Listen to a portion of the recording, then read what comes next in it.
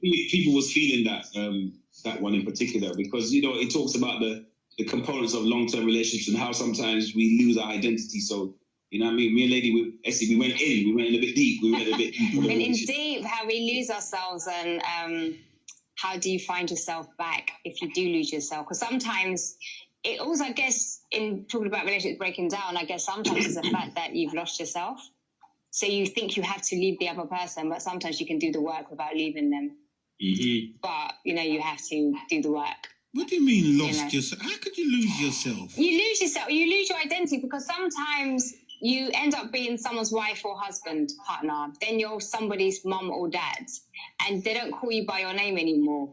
And maybe you were active doing things of your own. You had your own hobbies, but now you don't do your hobbies anymore, and you're just at home doing. So the individual that you were before you kind of got into your relationship or had your family is no longer there. So you sometimes look back and realize, I don't even know who I am anymore. I look in the mirror and I don't recognize who I am. And that's where a lot of people end up not knowing who they are. And this leads to the stress as well.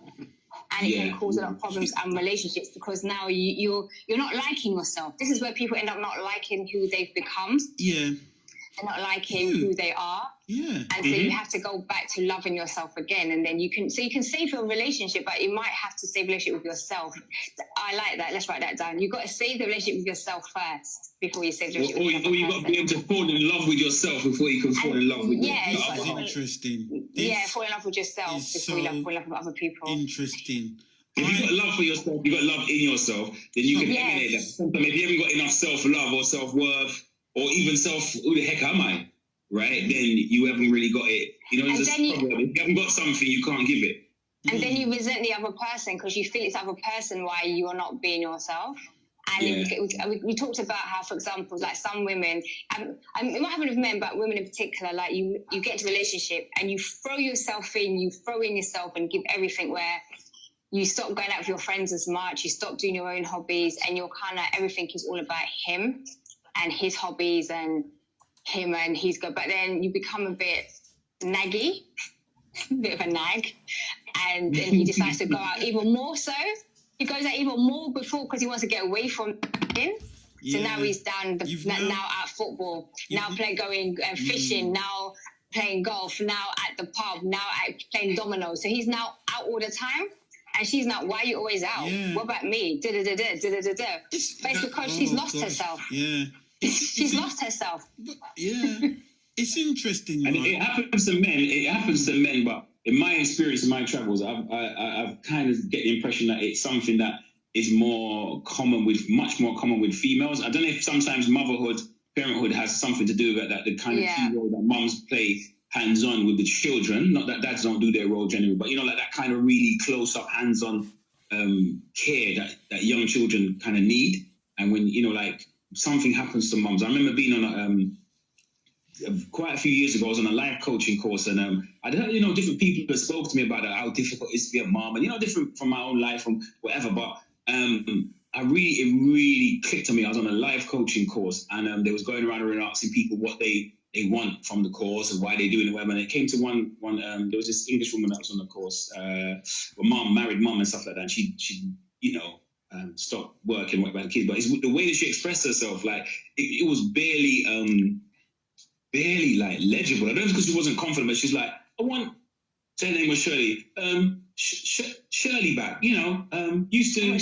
Shirley back. Used to be fun, used to clubs, working, confident, but kids, she couldn't even put her sentences together. I'm not saying she couldn't speak English, but it made it, for that moment, I had an epiphany of, that's how kids nyam out a woman's head from, you know what I mean? Like, of looking at kids every day and like not being around an adult for most of the day and their confidence or maybe their normal routine and how they were before. Like, she was lost. This quote-unquote Shirley was lost. And Shirley wanted to find Shirley on this call. And it kind of clicked. Because many people close to me speak about it. And it kind of, when you understand something on a superficial level, but you don't understand, but that made me understand it on a deeper level. Do you remember How Stella Got a Groove Back, Terry McMillan? It's that kind of thing, How Stella Got a Groove Back. Ah. That's the... Do you remember? I don't know if you watched. Do you remember watching the film? I know the movie. I know the movie. I can't movie. that's how Stella got a group back. That is that whole I got lost. I needed to get it back. That's that whole thing of that's. But you're not suggesting that the remedy to that is to find a life partner that's 15 years or a junior. No. I'm not saying that's a remedy. That's one of them. Some people might go down that road, but I'm just giving an example of that's kind of something. I'm jesting. To each their own. Yeah, so that's your example of losing yourself. You know what I'm hearing? I'm hearing Lady Esi folding her arms, putting her glasses on, got clipboard, pen, watching, waiting to exhale when the woman puts the paraffin all over the car and sets it alight. Oh, both of those movies were Angela Bassett, you know. Yeah. Both of those. Yeah, they were. What as the key? I thought it was. She was the star of. She was a co-star of Stella. She was Stella. She was Stella. She was Stella. She the one who got her groove back. Yeah. And she was. She was a major character in Waiting to Excel. She was one of the 4 ladies, isn't it? That, right. Yeah. Why did the lady set the car on fire? Does anyone remember? She set his clothes on fire, didn't she? Or did she put his clothes in the car and light the car? Yeah, she set the car on fire, yeah. Was that level of anger, right? People will have to rewind and listen to what she's actually performing a ritual. And she's talking, and as she's striking the match, all these years I've given you, all the things I've done, you told me to have a baby, and blah, blah, blah, and now you've gone out with, and she set the car on light, because he basically left her as a black woman to go out with his secretary, who was a white woman, and she was so just devastated. The pain, the betrayal. Me, if you watch that bit when she actually does it, I don't know what they actually call that in film. There's an actual word that they use when you have a very memorable. Like a pivotal. There's a very pivotal scene. That everybody remembers the film for, and for me, that was the main thing of that film. For me to think, wow, you know, she burnt all the things that he was emotionally attached to, and that reminded her of him and his clothes and his designer suits, anything that had anything, and that was it. Boom. Anyway. Yeah. So yeah, that was so. Yeah. So here we can do a second part 2 on losing yourself. So I have a proper mic. I feel like it's by popular demand, actually. I feel like it's by popular demand. Some of the people you get me from Facebook and stuff like, I'm very interested in this subject. This is an amazing subject. This is wow. For real. They felt it, man. All the way, from all the way, what do they call it in America, the ATL, even from Atlanta, my Facebook and stuff like that. So yeah, that was pretty cool, man. Can I say something, Hugh? And they see. For sure. You said losing yourself. But in that film, that's what Angela Bassett was demonstrating. That she lost herself. She was refinding herself. No, she had lost herself. Yes. She had lost herself, so she was refinding herself. Not when she just, that was it. She was lost. Yeah, instead I got a group back. No, in fact, both of them. No, both of them. I would have said more waiting to excel. Yeah, but that's even if we. Yeah, she lost herself, so she had to refine herself. Yeah, but it's very interesting because the film, if we chop the film up into 4, it's 4 different relationships, 4 different outcomes, 4 different perspectives of love in Waiting to Excel, right? Whereas, you know, you didn't think 2 people would hook up, but then, what's his name? Gregory? I forgot his name now. Heinz? Yeah, he was a gardener, I think, and the lady was a professional, and he was just doing her garden all the time, and they just had a relationship. But in the film, no, that's Eddie Murphy, where anyway, let me not stray, it's just another total different thing. Could we quickly, just before we kind of finish up, just Hugh, you know, quickly, some tips for people just to manage the next few weeks like tips for people.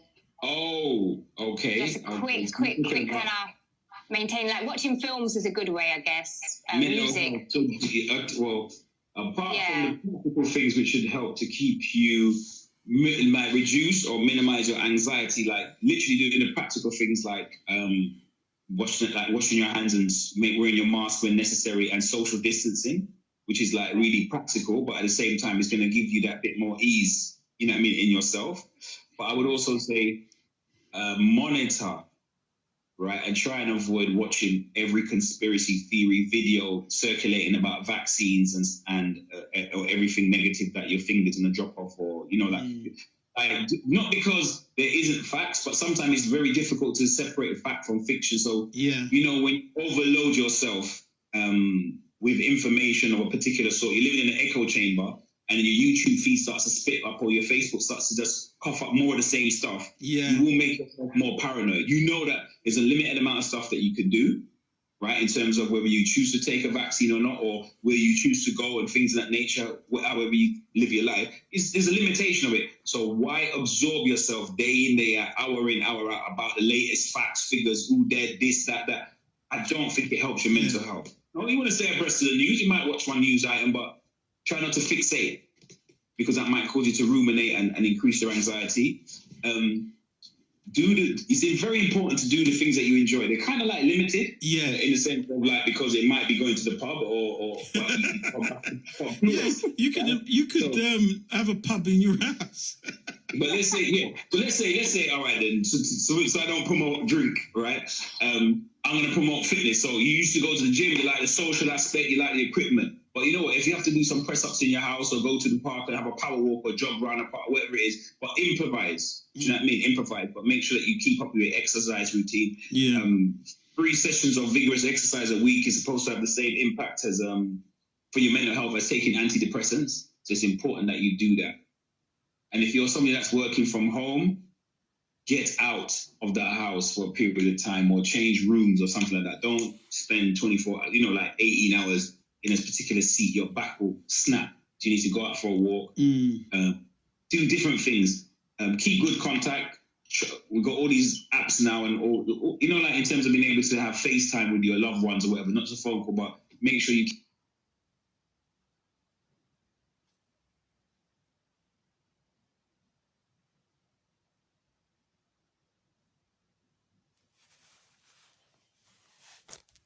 When you're isolating, when you're so you're physically isolated, but you don't have to emotionally isolate. You still can touch base and keep up with your your loved ones, your nearest and dearest as well. Those things are really important, because those are the things that really affect our mind, right? Keeping up and keeping a routine as well. Keeping a routine. It's very difficult because, you know, like certain parts of the lockdown last year, it was like I was working remotely for a chunk of the year, and after a while, it was kind of like, is today true? Yeah, the days run into each other, out each other. Yeah, because we got certain routines, and our body clock is kind of, we know that, like our body clock knows it's Sunday because we was off over the weekend, and Monday we're going back to work, and then Tuesday is usually I have late night this, or Thursdays this, so we kind of have a certain pattern, so our body clock knows the same. But when you're in your house, more or less, you know what I mean, every day, we're only going out for half an hour to get shopping, or in your house, not going out.